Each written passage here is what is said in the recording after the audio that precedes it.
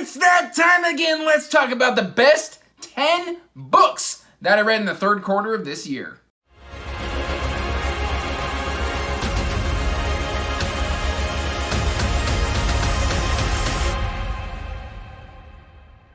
Hey everyone, welcome back to Andrew's Wizardly Reads. And as always, guys, I'm Andrew. Today I have got my top 10 Q3 reads here for you. But before we get into that, make sure you are liking and subscribing, hitting that bell notification so you can get regular updates for when I put out new content. Post every Monday, Wednesday, and Friday. And guys, I had a particularly good third quarter. And by third quarter, I'm going July, August, September.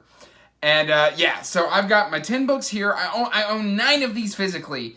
And then the other one is on the way, but I don't know when it's going to arrive. But then I will have it physically and signed by the author. So I'm super excited for that. But let's jump into the one that I most currently read. This is the top 10. And yes, I will explain and go through everything. Don't you worry. So we've got, starting off, this might be the best book. Oh, that's so hard to say when looking at that stack. Like, oh no. This is a new author to me. In this quarter. I've had this book since I think Christmas of 2020, just sitting on my shelf. The cover didn't really pull me in or anything like that. I was like, Bloodsong, people say it's good. And then I started reading it and I'm like, oh my god, it's amazing! Like, it's got coming of age, it's got battle school, it's got a really strong protagonist, it's got a little bit of religious zealotry, but like in a nice fantasy setting and stuff like that. This is like Mark Lawrence on steroids. Like, this is so technically well written. This was instantly a 5 out of 5 and skyrocketed Anthony Ryan to an auto-buy author for me on the spot. I'm aware that the second and third book of this trilogy don't quite hit the highs that Bloodsong does, and so can be a bit disappointing. But there is a follow-up duology called The Ember Blade that is supposed to be a return to form. And I've already got that on the way. Plus, like, he just released Pariah, so I've got Pariah on the way as well. But that is going to be Bloodsong by Anthony Ryan, a very, very high contender for best book of the quarter. Maybe of the year. We'll see how it ends up. We'll see how it shakes out when I do my top 10 of the year. But Bloodsong is a serious contender. I've also got Winds of Strife by U.G. Gutman. This one I gave about a 4 to a 4.5. The more I sit on this one, the more I fall more in love with it. Nye is a very, very interesting character. This deals with a lot of themes. I have done a dedicated review for this, which I will link in the description down below. And guys, like, I have so many expectations for where this series is going now. Like, I can't wait for the second book. I need it now. Guys, this was really, really refreshing. It's definitely in your face. Like, it covers all kinds of abuse and just mental illness and everything that goes into that. And it's really, really powerful stuff, but done through the lens of fantasy that I thought was a really original and creative take. So that is Winds of Strife. That's book 1, and I think it's trilogy. It doesn't actually say on the back of the cover, but I'm going to go ahead and say it's a trilogy. And then, of course, my boy Will White has got to make the list. Specifically, Black Flame. I really enjoyed Unsouled and Soulsmith, but actually I only read Soulsmith, Skysworn, and Black Flame so far in the quarter. Unsouled was, of course, last quarter. But, I mean, Black Flame was fantastic. Like, the culmination of those first 3 books and what gets revealed in here and just the training montages. This was so much fun getting to see some characters just really just kind of unleash, huzzah! Like, just release that sacred art. Like, it's fantastic. Guys, Cradle is such an amazing ride. I'm having a great time, and I cannot wait to read more. And then, of course, I've got to go with at least one emotional gut punch. And if I'm talking gut punches, it can only be Robin Hobb. And I'm going to use Fool's Errand here. This is the first book in the Tawny Man. I actually read the entirety of the Tawny Man trilogy this quarter. I didn't go with Fool's Fate because it has so much falling action. And then I didn't go with Golden Fool because it's got so much more like day in the life stuff of what's going on in the Tawny Man trilogy. It's got a lot of political intrigue, and it's like getting all the pieces in place, and we get introduced to certain plot lines and stuff like that. But Fool's Errand was like reintroducing me to Fitz, and it hits hard. Like, it's beautifully written. When you finally get back to Fitz, you're just like, oh, I missed you! Ah, Fitz! And it's great. Like, and it's got some great highs, some really low lows, and by lows I mean like emotional lows. Like, you're just like, oh, Robin Hobb, quit using Fitz as a punching bag.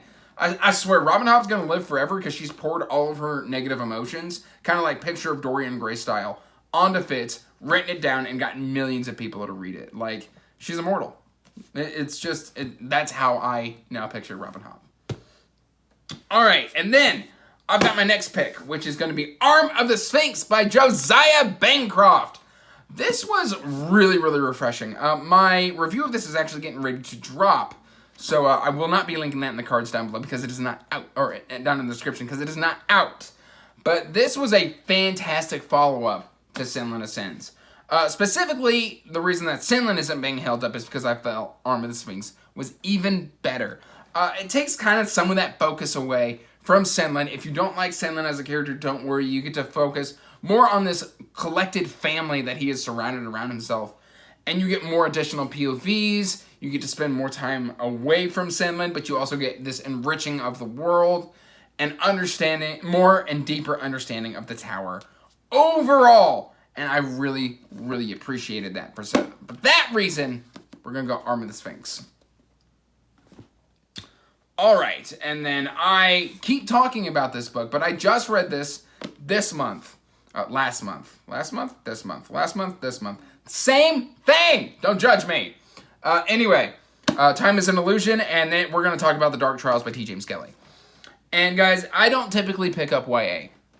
I've only ever read one other YA book, which was by my good buddy John Walker, and that's his book Weavers, which is fantastic. I really, really enjoyed that. If you want to pick that up, I'll also have that in the description down below, so you can go ahead and pick that up.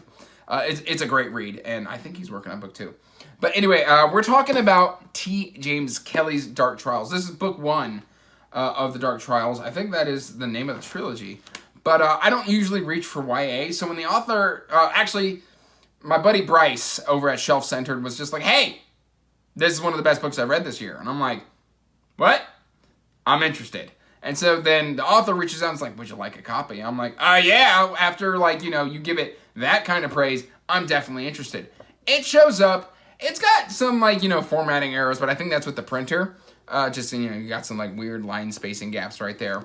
But overall, this is a fantastic story. And it just, it's got those typical YA tropes, but it's like, we're not going to really pay attention to it. Let's kind of move on. It's got great pacing. My heart actually started beating really fast while reading this in a couple of places. And I was just really, really pulled in. For a YA protagonist, she's incredibly mature, which I really, really enjoyed that. Hannah is a fantastic character, and I cannot recommend this highly enough. I gave it a 4, 4.5, 5 stars. I bounced between all 3. Honestly, I really, really enjoyed it, and I am looking forward to the second book, Dante's. And then I just finished this one this month as well, and that's going to be Night Watch by Sir Terry Pratchett. Guys, what Sir Terry Pratchett did here was fantastic. He recaptured the magic of Guards while still growing the legend that is Sir Samuel Vimes! A man of justice. I love Night Watch. Carcer is just such a compelling villain, and it's got time travel elements.